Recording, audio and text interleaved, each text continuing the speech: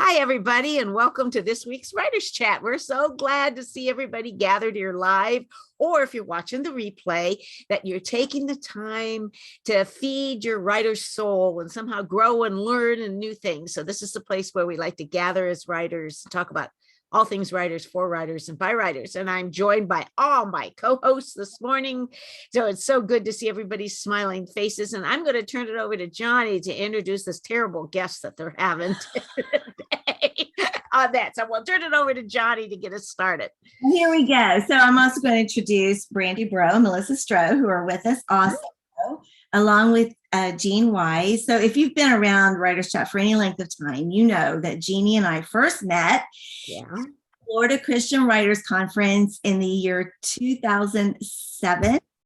And we were both kind of starting our writer's journey. It was my first major conference. I think Jeanie had been to a couple others before that. And she was sitting all alone in a huge auditorium waiting for the opening session. And I walked in there and sat in front of her, because it had been weird to just sit beside her. But I sat in front of her and turned around and said, hi. And she said, hi. And how you do. And she says, I'm from Ohio. And I said, I grew up in Ohio. And so, that just was, now here we are all these many years later. Long friendship, long, wonderful friendship. So we started an online critique group with a few other ladies that we met there at that same conference. And that's, went on. And we're still just really, really great friends. And Jeanie has written several books, several devotionals. She's been included in anthologies. I don't have a formal bio in front of me, but one of my favorites is her, you're going to have to give me the title, that her Christmas Advent. The green one or the other one? I don't know which one you're talking about. The green one? That's Let Every Heart. Yes. Let Every Heart. Prepare room. Let Every Heart prepare. Yeah, Creating Room. It's by Barbour Books. Yes, I read it every year. Now I read it on my Kindle instead of in the green book, but I do read it every year. I just love that devotional. It always makes me really close to Jeanie too to read it. Thank you. So, her career is just really, writing career is taking off with writing devotionals. And also one of the coolest things that she has done is she started a blog way back when, the first year we went to a writing conference, nobody was talking about blogs. A couple of years later, everybody was talking about blogs. And we were trying to get it in on the ground floor of that. And Jeanie did and stuck with it. And so she has had the healthyspirituality.org blog, since 2009, 2010. Yeah. 2009. I can remember us sitting together at that conference and thinking, no way do I want to put something else on my plate, and doing that. And all you girls, there was 5 of us sitting there, come on, we all got to do this. And I'm thinking, no, I think I'm the only, you and I are the only two that regularly blog anymore. I'm the only one that has done it consistently on the same title and the same. Yeah, but that's all right. We're not all called the same path either. But, I just kind of laugh at the irony. This was, and it was probably one of the best things writing for me that I ever did. So I agree. I mean, I think it was really good. So she's built this wonderful readership, which leads us into what we're talking about today is, surveying your readers and giving them what they want. So again, Jeanie's been doing this for a long time, very consistently. She has made changes over the years, but it's the same website, same title, same basic approach and basic message. So I'm going to turn it over to Jeanie, and we're going to be talking about surveying your readers today. Well, we're going to start out with just a question for these guys here. And I want you guys that are listening to think about this too. And then I'm going to do a little screen share. But it's my hope today that when we talk about writers, how do we survey our readers? I'm going to give you a particular tool on some tools to use that maybe you leave a little motivated or a little inspired, or just thinking. I think in each of our toolboxes, we know we could survey our readers, but it's one of those that gets kind of buried and gets dusty and unused. So I'm kind of hoping maybe this might renew you. Just preparing for today's renewed me thinking, I think I'm going to do something with this now the rest of this year. I got time the rest of the year to do something with a new readers survey. So anyway, my question for you 3 is, how do you get to know your reader? We were almost talking about that, Melissa, just before we started a little bit on that. Can you, each of you maybe share something that, how did you get to know your main reader? How did you research it? What did you do? Well, I can answer that. Yeah. Not for a blog, but for my newsletter. So Whatever. Yeah. most of my newsletter subscribers come to me because they entered a contest for a variety of books, like a collection of books. Mhm. Then and then they subscribe to your newsletter, and a lot, so, some drop off, but most do stay. And so I have built up my newsletter subscriber list mainly that way, as a good solid base. And so I know they like giveaways. Uh-huh. So I do giveaways in my newsletter. And then to get to know them better, one of the monthly giveaways I do is called Let's Chat, the Let's Chat giveaway. And I'll give away like a $10 Amazon gift card. I recently gave away a little tiny picnic basket, like for two. Yeah. This month I'm giving away ice cream flavored jelly beans. And so, but to be entered in that giveaway, they have to email me. So, I might ask a question like, what's your favorite kind of ice cream for that one? And I do say, or just say hello. So, and I do have a couple that just, they just go hi or hello, and yet they're still entered in the giveaway. But I have actually developed some friendships, and now my blog, they enter that giveaway too, that I have every month. And, I've and I see them on Facebook now, and, we interact that way. So giveaway. Developing that relationship, but the incentive is a key trigger in a lot of the surveys too. So we'll come back and ask you that, because I think everybody kind of wants to know about the ice cream jelly beans, and what perfect for summer. Oh my gosh, is that perfect for summer? Are they Jelly Bellies?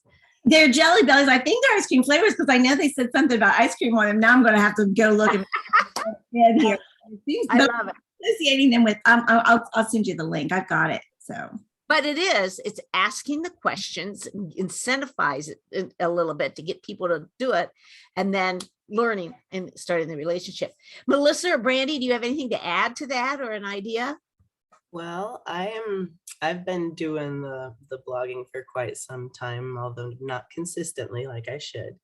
And I have to admit that I did the School of Hard Knocks route with that, and a lot of throwing the spaghetti on the wall and seeing what sticks. But then eventually, and using analytics too, that helped a lot. There you go. So I did attach Google Analytics to my website and started to see which posts were picking up the most follows and what people were really liking. And so then I tried to start tailoring things down to what people enjoyed.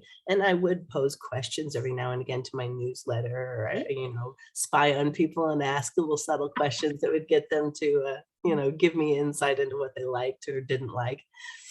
But Melissa said something really neat about the Google Analytics. And, we could also go on our social media analytics, like Instagram Insights or the Facebook, and you could read something and you could get some demographic information about your reader on that. I just wanted to share two things with that. I went on yesterday, checked my Google Analytics for the last 2 months. I think that was the range I put into it. And I had two things that changed since I checked it probably about a year ago. So I think that's a good tip, that we should periodically keep an eye on those analytics. So I went to the audience section to look for some of this. If you have Google Analytics on your blog or any, when you look at any statistics, usually there's some sort of demographic you can get. I found out 37% of my readers were male. That has increased significantly over the last couple of years. So it used to be like 80% female easily. So it's a growing male, at least in the last couple of months. And the age ranges had changed. Normally my audience is in second half of life. My lowest group was 60 and above. My highest group was 25 to 34. This was on my blog. And I thought, isn't that interesting? The second highest group was 35 to 44. I would have never guessed that. So I think it pays to periodically use these tools and social media. Also, by the way, my Instagram insights were more women. We were like 87% women, you know, so it was much higher on women on Instagram for me, but it gives you an insight. And so, and you'll hear me say this later on, sometimes you don't have to ask the demographic questions if you're doing a reader survey, because you got access to that maybe already, unless that was the specific reason for we'll talk about that here in a minute. Brandy, do you have anything to add to this? Yeah, I was thinking about when I research magazines, one of the things that you can do, like if you write for magazines, short stories, things like that, or articles, you can research the demographics of the magazine, because they'll have that listed in their, a lot of times in their advertising section, because they want to tell their advertisers what their demographics are, who their readership is. So every time I look at a market, trying to consider where to send my stuff, I'm always looking at those demographics to learn more about the readers. That's a great point. Very good point on that, because they're the same. If they're reading, if that you're writing something for that, that is probably the same group on that. Those are all great points on that. So there are a lot of tools out there to get to know the readers. So now I'm going to share my screen here. See if I'd always, you ever sit there and watch these people? It always takes them time to find it and pull it up. Now, how come it's not up there? Okay, hold on. It was up there. So we're going to go, I'm going to go this way and see if I can do it this way. Can you guys see that? You probably can't yet, can you? Not yet. Okay, then I got to go back and do it elsewhere. You're not sharing screen yet. It's just everybody here. Okay, we're going to try. I'm going to come back and try again. Catherine says the tabs hear you talking about them and run away from you.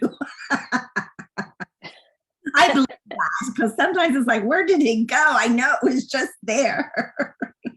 Especially if you have a lot of windows up on your monitor. Yeah, but I can't find my here. Let's do it this way. No, I can't find it. Ah! Are you looking for the share screen button itself, or what? No, I'm looking for, when I go to share spring, my what you need. yeah, what I need. I thought I had it all up open. So I am going to go, I'm going to keep talking for a few minutes, if you don't mind. I'm going to go off on this and try to bring it up again. I'm going to go. I knew I had practiced this, guys. Honest, I had. I believe you. I really had. Let's see. Well, sometimes if you like hit the share screen and you have too many windows up, all of a sudden your whole screen is like, which one do you want? Yeah, well, that's what I was looking at, the different ones on that, and it didn't come up. So, well, we may not share screen.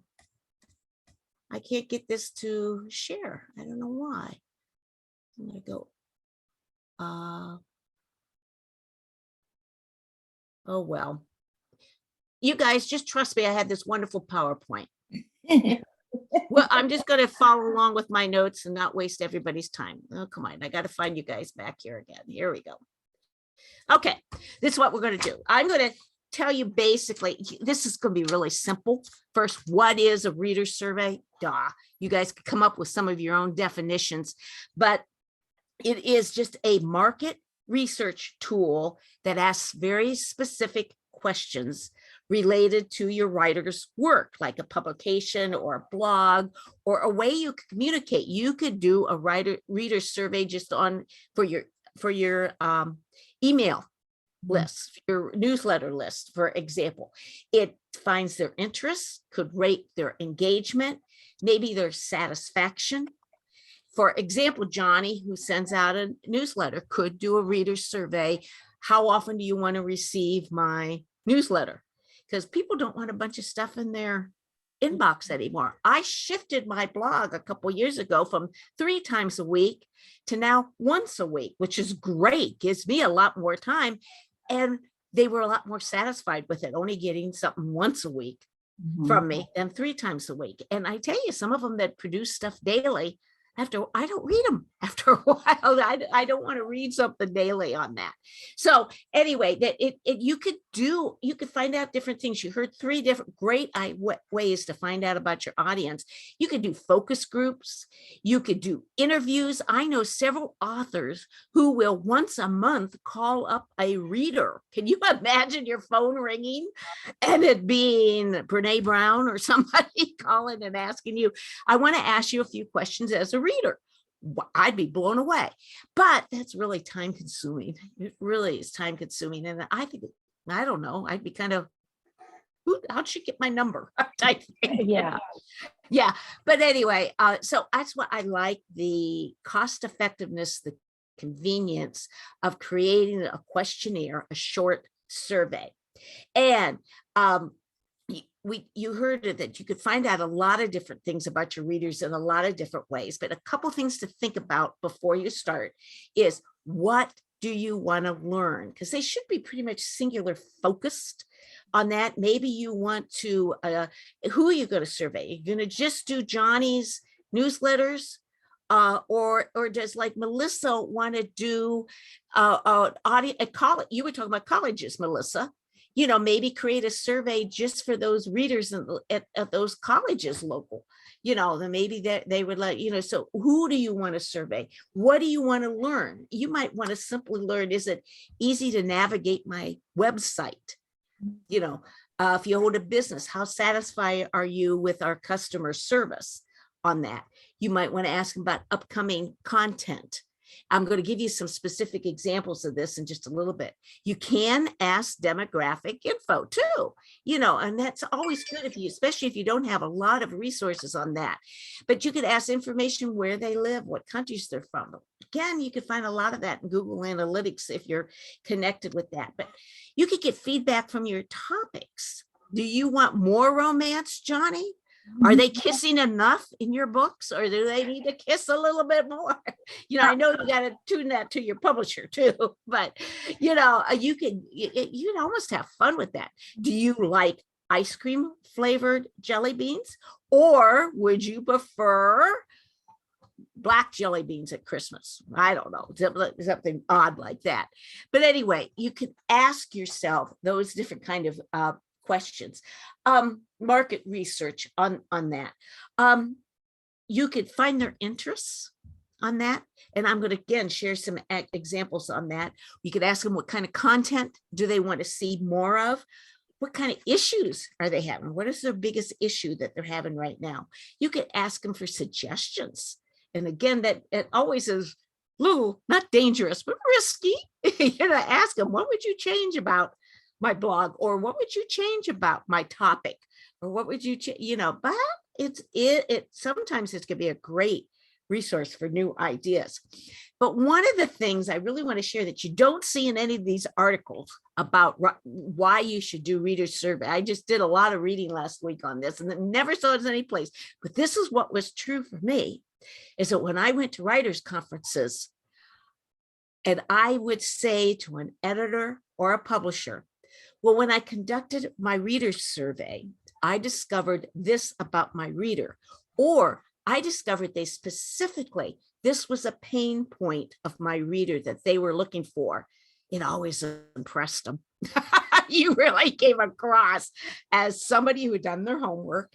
You came across as professional. You came across as somebody who was listening to it. So you're not just doing it for that reason, but it really, you could tell the way they reacted.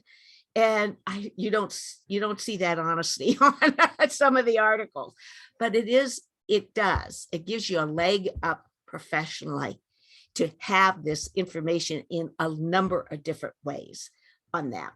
Yes. I just had a thought as you were talking about who to survey. It seemed like if I was going to survey my newsletter subscribers, I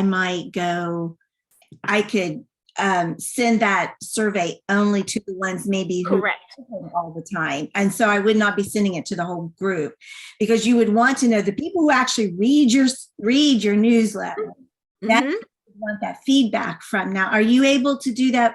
Anything similar with the blog though? It depends on how your blog is. Now, if I would just post it on my blog with a link, I would get anybody that read the blog. But my blog also goes out to my email subscribers, so I could segment it there too if I wanted to segment it down to a smaller one. So it kind of depends on your provider. If you send I send it out weekly through the email to mine, so you can segment it.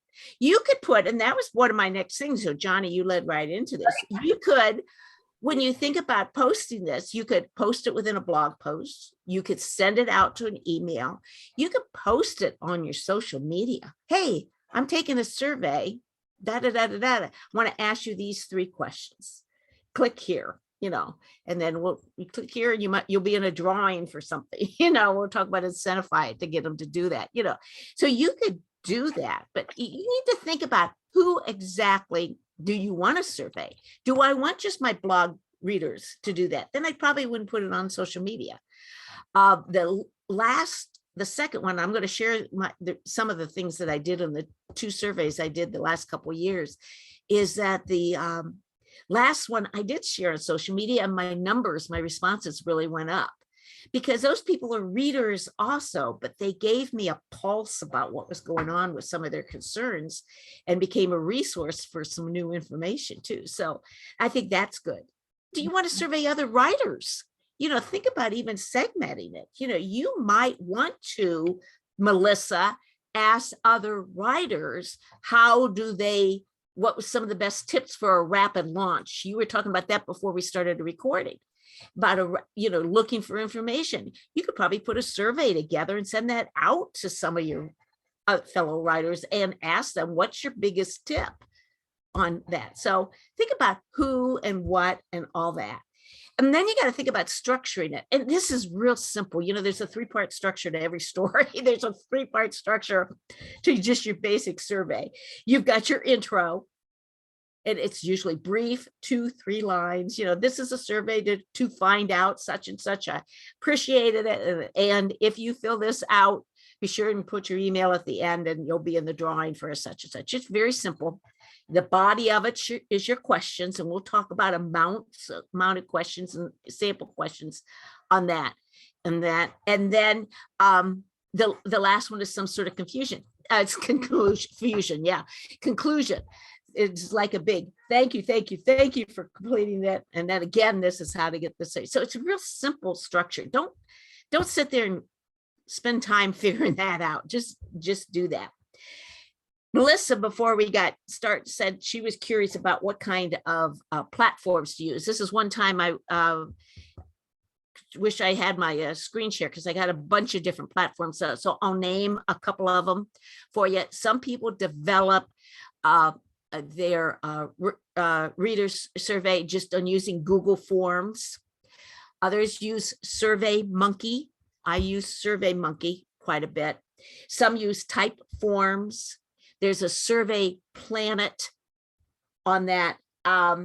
There are some polling features within some of the social media. Twitter's got one, Facebook's got one. So sometimes you could play with the polling features with that. Let's see let me look at I've got it here real quick to see what else is on that list, because I created the list on that. There's Jotform, JOTFORM, So Go Survey. There's a Quiz and Survey Master. So there is a bunch out there, but you just take one. You could just you could do it at no cost, is what I'm telling you. Google Forms, SurveyMonkey's got an initial one at no cost on that, though you may want to purchase some of their packages. I'll talk a little bit about a couple of what are the things that they do offer. But I would play with some of those on that. They're adding, like, WordPress has got some plugins too. If you got a WordPress site, I'm real careful on what plugins I put into. Some of these plugins can really mess up your site, slow up your site too. So I don't have any of those, but I would research that well, that if you put that plugin onto your site, that I don't like to add a bunch of extra plugins to mine. But if you do, you might check that out. But SurveyMonkey is what I've used before. First of all, I like the name. They have this little monkey. It just makes you smile when you see it. A lot of them, and Survey Monkey is one example of that, will give you examples of questions, which is good. Some of them at cost will help you analyze some of the material. Survey Monkey also has, and I believe some of them others do too, and I believe this is at cost, where you could send your survey out through them to a larger audience on that, and you could put some parameters around that. I have find out my own list works. That way I know it's my group. So I just use my own group on that. But depending on what you were surveying, that might be another thought on that. And they're usually pretty quick and pretty easy to design once you've made some of those decisions, exactly what you're going to do on that. So Google Forms, Survey Monkey, I would start with those two if I was you guys on that. Survey Monkey has a list of what some of the best practices are. So I thought I'd read some of those on that just to kind of give you a flavor. And I know that will kind of give it more comprehensive look of this topics on that. Is have a goal for your survey, because you're not going to know if your survey is successful till you know exactly why you're surveying. And I would keep it to one goal. I'd keep it to one goal, not umpteen different goals. It could be just to get to know your readers' demographics, or to get to know what kind of incentive, Johnny, on your next newsletter would they like to see. Which of these, rank these 4 incentives, or these 10 incentives, pick your top 4 or something like that. See what I mean? And you can get feedback. And I bet ice cream jelly bellies would be one. So have a goal for your survey on that way. Be sure it's narrow enough. I don't want a goal. Is if I want to understand my customers' satisfaction, I want to understand the key factors that lead to my customers, why they leave my website and never buy anything. See how specific that gets? So come up with your goal on that way. I'm finding out as a writer, one of my goals is to find out their pain points, their felt needs, what's their obstacles in reaching a closer relationship with God, is, for example, because that's pretty much my theme, so those are usually I want to identify those key things on that.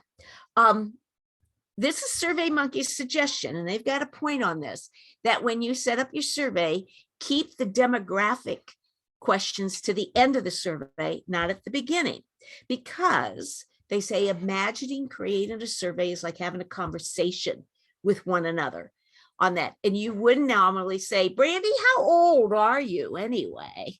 Melissa, are you a male or a female? You wouldn't usually start with those kind of conversations. You'd start with a little bit more lighter question, bring it in maybe a little bit more specific, and then conclude with a couple demographics if you want the demographic information. And a lot of people don't even want to give their demographics. So putting them right up front can cut off your survey. That's exactly. Very good point. Very good point. So I think it's really take your time moving to those personal questions if you want to have it. But like I said, to the last survey, I didn't even ask any of those because I could find it pretty much elsewhere on that.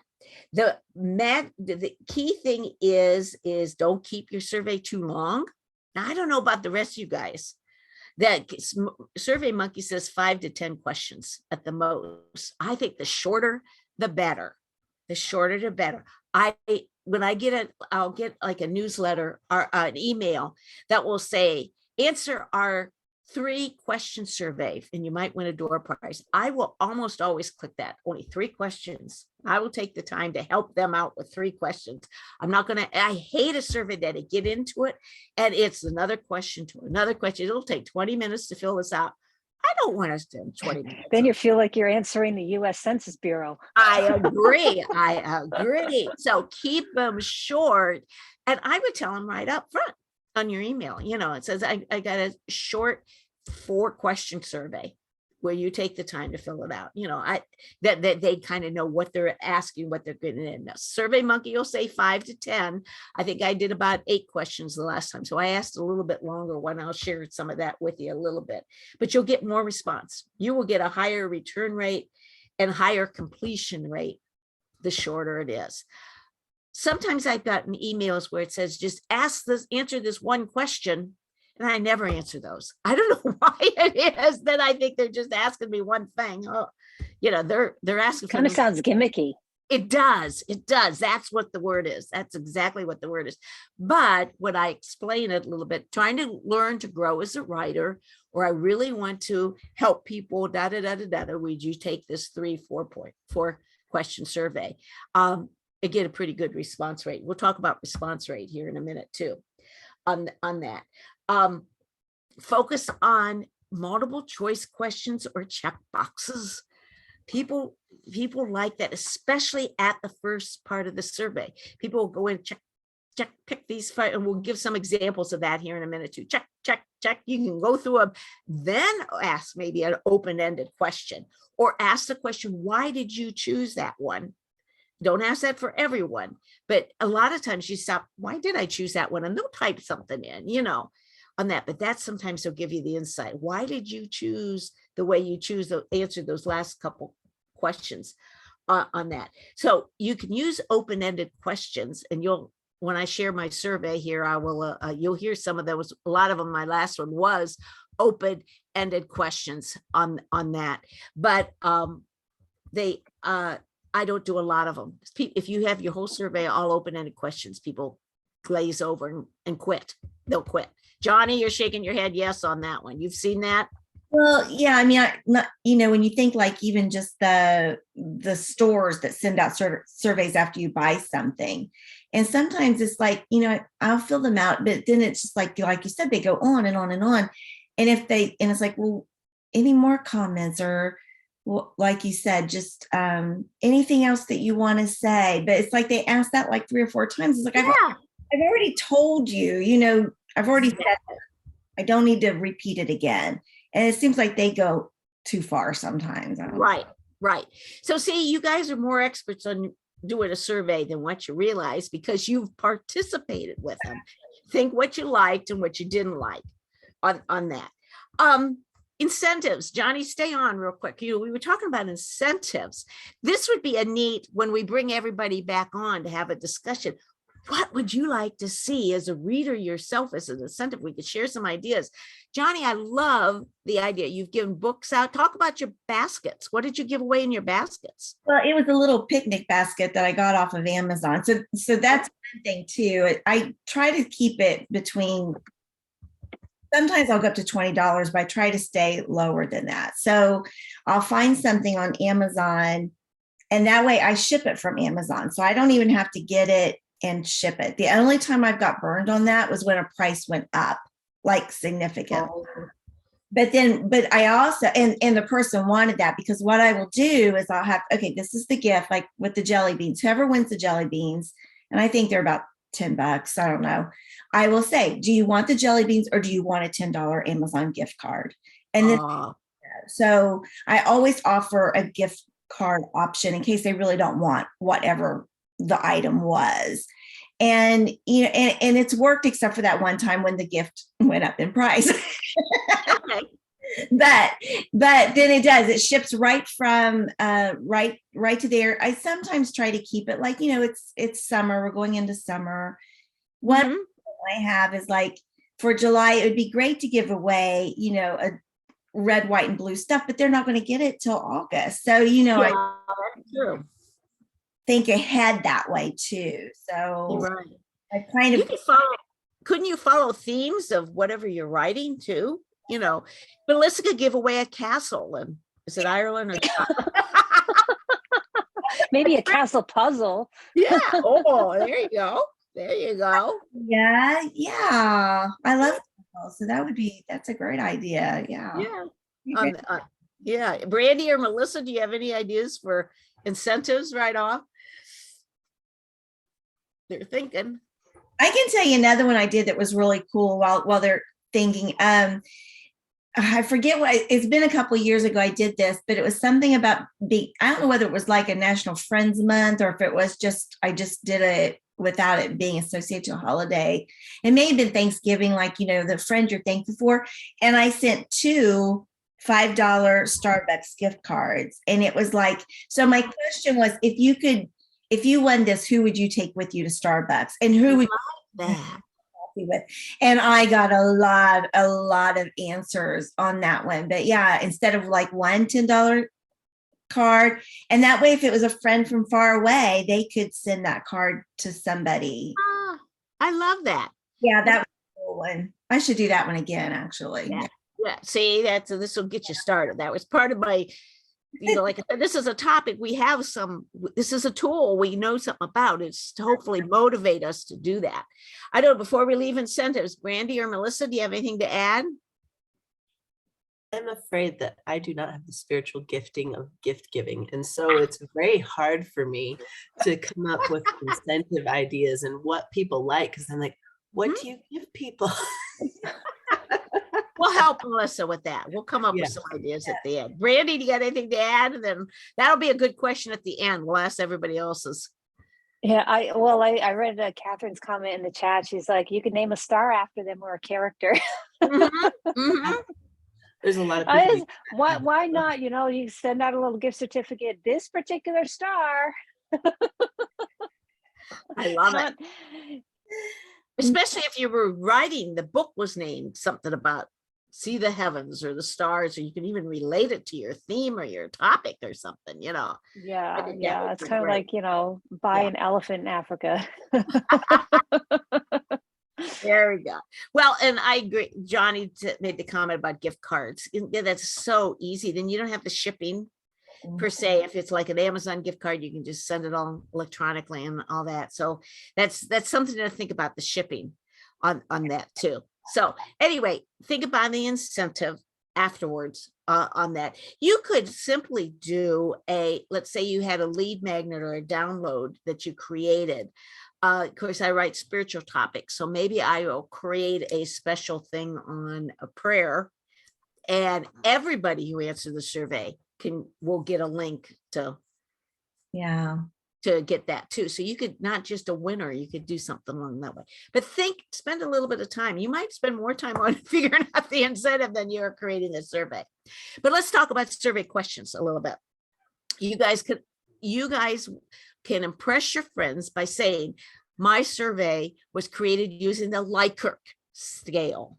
Likert scale. That's Likert. And you sound very professional and all that. And you've all done this.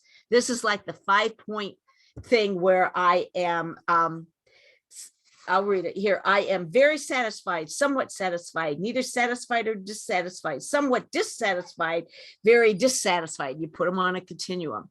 If, for example, if you would ask your readers, do you always eat breakfast, and give them the choice of yes or no, you got some of your respondents may sit there and say, well, wait a minute, I don't eat it every day. I eat it most days, but I don't eat it every day. Or no, only about half the time. Or someone would say, I occasionally eat it because I sleep in to 10 minutes before Writer's Chat starts, right, Johnny? And, did you eat breakfast? No, so usually there is, readers responders don't want yes or no per se. You know what I mean? So give them the Likert scale. Is there anybody else out there that actually doesn't like that scale? Why? What would you rather see? Because it hardly ever is like accurate, most true. I mean, absolutely or not absolutely. I'm like, my answers are never fall in line with and then I get confused, like, well, no, it's like half the time I don't even fit into the scale. But see, wouldn't that be an interesting addition to add? If this didn't add right underneath it, if this didn't fit, why or why not? Likely, most likely, not likely. I'm like, you could do a strongly agree, agreed, neither agree or disagree, disagree. I'm almost always more towards the middle. There's only every once in a while I'll have one that's strongly agree or strongly disagree, but I'm almost mostly in the middle. So on that, is this extremely helpful, very helpful, somewhat helpful, not so helpful? I think probably the thing like Brandy, I think you may have hit a really, I think there might be more people out there that feel that way than what you think, and maybe don't overuse it. It's a good thing. check boxes. Add the open-ended question before that on that. Be careful how you ask that question too. And maybe this is part of the issue, Brandy, is how they ask that question before you responded on that. How helpful or unhelpful is our wonderful customer service representative? See how that's a leading question? You're already saying they're wonderful. How am I supposed to answer that question on that way? Give them, don't get that word wonderful out. Don't be a leading question on that. So it might be, and maybe that would be a really good thing, is to watch that next time you hit a question that like that, share that with us, and let's figure out if it's the question or if it's the answers. Might be the questions, how they ask that. That would be really interesting to research on that. Always, whenever they say always or every, boy, those are hard too. Those extremes of either way, or never, on that. Those are the ones that really, really get me, because I'm like, no, because there's no absolute. There has to be, a range. Even doctors are like, no, you can't ever say 100% this or 100% that. Correct. So maybe then that's the lesson. Some of them that say very helpful or just helpful is a way to distinguish more than always helpful or never helpful. So see how again, these survey platforms like SurveyMonkey will give you some standard answers like that. And you may think, oh, I like asking it better this way, or giving them the choice of these answers better. So that'll be interesting to watch. I'm going to have to watch for that too, Brandy, and see on that. Multiple choice questions usually just have one answer. And so don't get your reader confused. I'll give you an example. Ask what age range are you in? 16 to 25, 25 to 35, 35 to 45. And if I'm 35 or 25, I don't know which one to answer. See how just do you feel young or old today? Yeah. Which age group do you have on that? So you don't know how to answer that question. So that takes you to the point too, is as you develop this, have another set of eyes, look at it, just like we have editors read our writing, you may know what you want to ask and you think it's clear, and it might be something glaring like that someone else picks up on that. Here's an interesting question though, that uses ranges properly, that I think was good. If what range would you be comfortable paying for an ebook that I've described? You'd have a little description. Select one option below. And the options were $1 to $7, $8 to $14, $15 to $24, 25 to 3, and on 55 plus was one of them on that way. And they had the option, I'm not interested, I only want free content on that. So I think that's, again, you could create ranges that do work too, that gather you information. All right, Jean, I have a question. Now, that last set of options made me think of something. We were like, would you pay 55 plus for an ebook? I'm like, no. So what's going to prevent your reader from just answering untruthfully? If you've put a bunch of outlandish options out there, you might end up with some untrue survey responses. Yep, I agree with that. Have you guys always answered surveys truthfully? No. I haven't. I lie about my age all the time. I want to check that last box. Especially if I'm irritated with somebody that's asking. I won't, is that the Christian godly thing to do? I've never even thought about it like that. But, it's like sometimes sorry, God, I just, Usually you quit the survey at that point too. And you don't. that does lead us saying, how accurate are our responses going to be?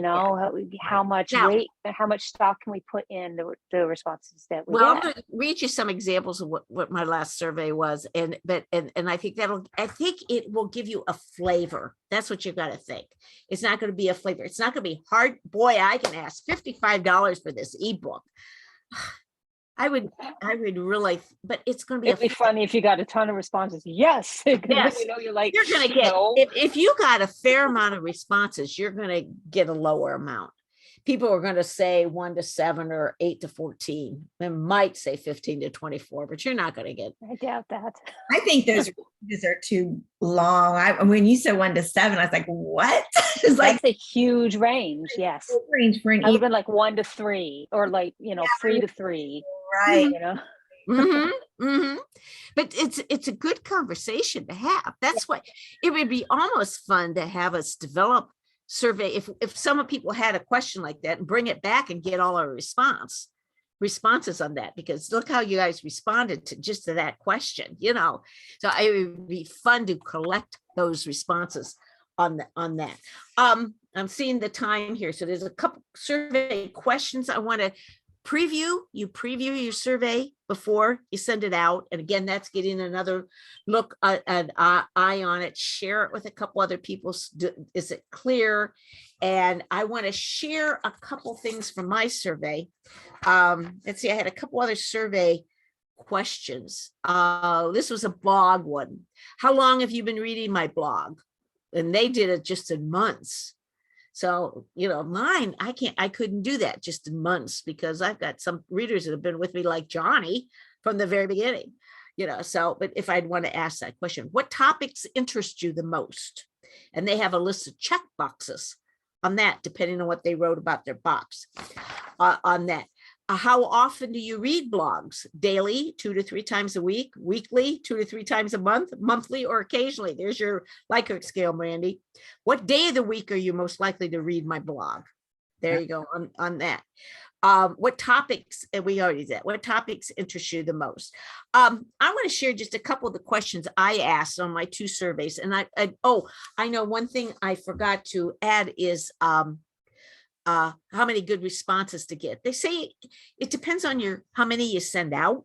And so you're not going to know if you put it out on social media. You'll have a general idea how many followers maybe you have on Facebook, but how many are on your email list, Johnny. I know how many are on my email list.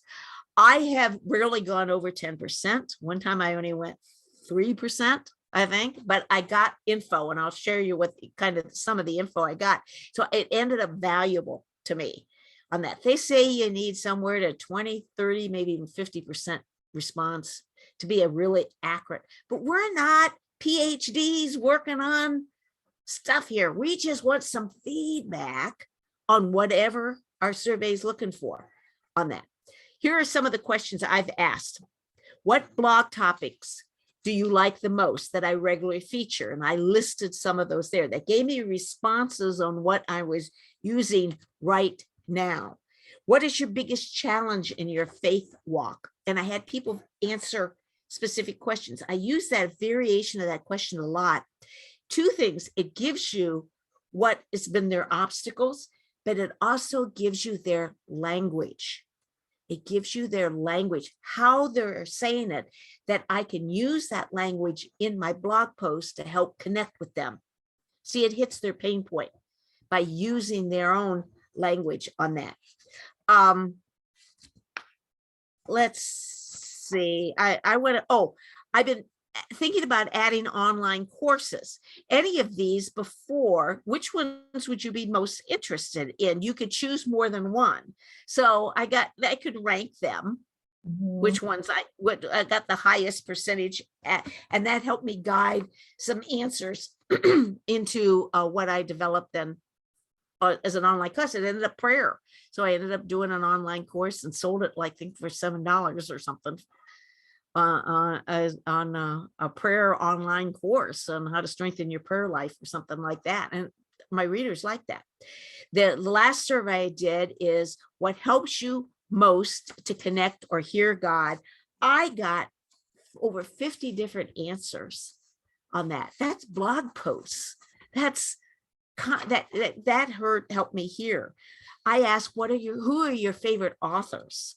Boy, that told me something demographic about my reader that I didn't get on social media. Who were their favorite ones on that? There was a common thread. There were some I never heard of too, but there was a common thread with a lot of them. And so that told me maybe to feature one of those books or something on that. What spiritual practices do you long to learn more on? See, because my blog is focused on spiritual practices a lot. I got 100 answers. Wow. On that. Now, a lot of them overlapped. And then what I did, I literally typed them all out. I will tell you guys that I did this longhand, typed them all out. And then I kind of grouped a little bit. Okay, this is a lot to do about prayer. This is a lot to do about journaling. This is a lot to do which ones, and I almost did little numbers, so I kind of knew a general ranking, but I listed them specifically, how they described them. The big one, and this is similar to what I had asked before, is what is your biggest challenge in regard to your faith and relationship with God that you are facing right now? And I had a lot of raw answers here. It was just beautiful. One was I'm concerned about my father since my mother has died and the way of these worlds for my grandchildren. It just kind of breaks your heart. That's the biggest thing on that way. You could ask one specific question like that, like on Facebook or Instagram. What gets in your way with spending time with God? I bet you'd get a lot of answers to that on that. What is one thing you'd like to change about your relationship with God? A lot of it was trust, learning to trust Him more, learning to hear from more. I did ask the question that I said, I'm always open to suggestions and ideas. Do you have anything you want to share? Please be honest. What's something I could do to the blog and all that? And I got like a few, but mostly I got, well, thank you. I like reading your blog, so it was okay. But I didn't get as well responsive. It may have been how I had questions. So you can kind of hear, you can analyze by writing it out. You could pay some of these platforms to analyze it. They can create barcodes for you.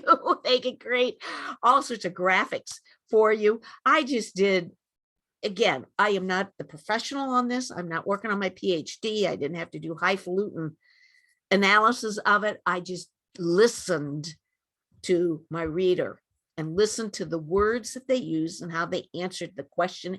And then I went back to that first question. Did I find out? Did it serve the purpose, what I found out? Did I find that out? I found out my first one I wanted, which what led to my second one 2 years later. My second one was a lot more specific and I got a lot of those good answers. But I did more open-ended questions than the second one. I think I would do more of a mix for another one on that way. And I think you might want to talk it over with somebody because how you're interpreting the answers may not be exactly what they're hearing on that.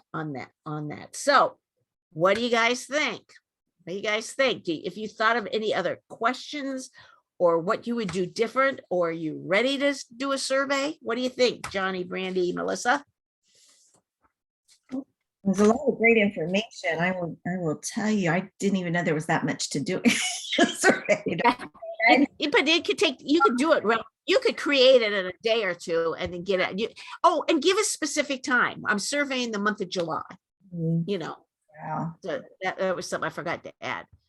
Yeah. Melissa, Brandy, any comments? And then we can invite people back.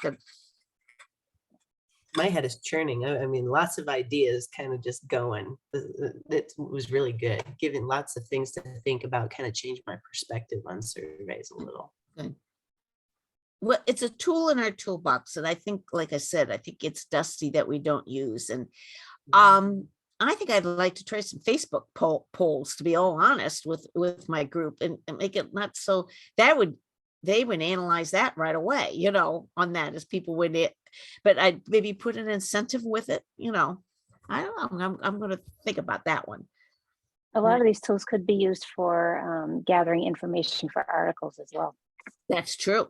That is true for all ways of writing always writing on that way. Well, we got just a couple minutes left. You want to invite, come on, people, come on back. Anybody else want to share an incentive idea?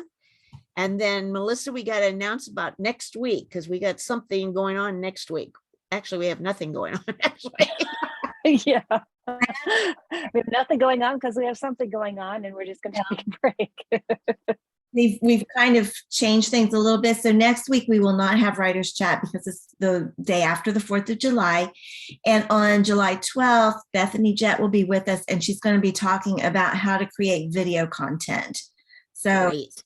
you know, if you're doing TikTok or Facebook or Instagram or just about anything anymore, video content is becoming just really important. So she's going to be talking about that. Yep.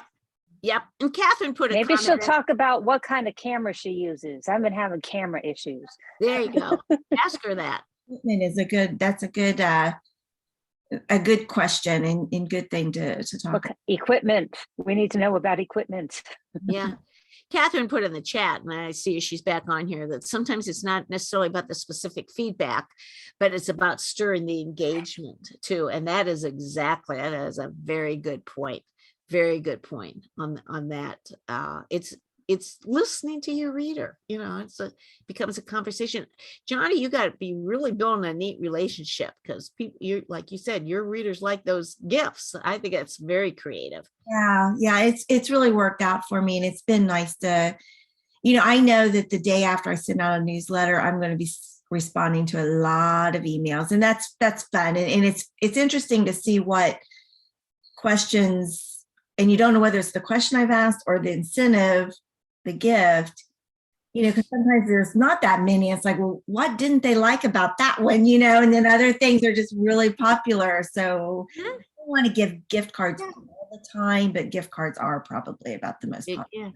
But you know, that's a good point about when you analyze it going back, you're going to find one of those questions just didn't work, that half the people didn't respond to it because it just didn't mean anything to them, or they were confused, or come you asked it wrong, you know. So it's worth stepping back and looking at that or asking someone else again, how come you think this one didn't work? Because I've noticed that on some of my questions where everybody, you heard that one, I had over 100 answers to, you know, they were willing to share that, but you know, some of the other ones, you know, so it's interesting to do it. I just encourage you that you try it, and I would put an incentive with it, and it's a way. I'll reiterate what Catherine said. It's the relationship. It's building the relationship with that on that. Okay. Anything else, girls, for the good of the group? It's noon. All right. Happy 4th of July, everybody. We're taking a break next week because of the holiday week, and we'll be back with Bethany, which will be a great one for video. That'll be another tool in our toolbox that we need to dig out and use if we're not using it on that. All right. Thank you, everybody. And thank you for watching, coming to Writers Chat today. Bye.